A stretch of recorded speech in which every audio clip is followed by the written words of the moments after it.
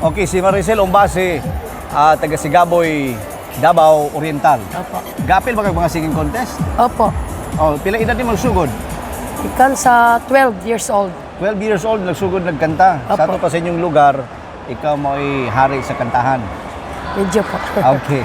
So, kinsa may pasalamatan karon nga naka-appeal di ka diri sa tuang monthly finals. Pasok ka ha sa monthly finals. Nagpasalamat kog dako kay Sir Pacman o sa mga staff. Pasalamat ko kay naka-appeal yun ko sa mao nga contest sa Bisaya Song dinhi sa Jinsan. Okay. Daghang kayong salamat ha si Maricel Umbase.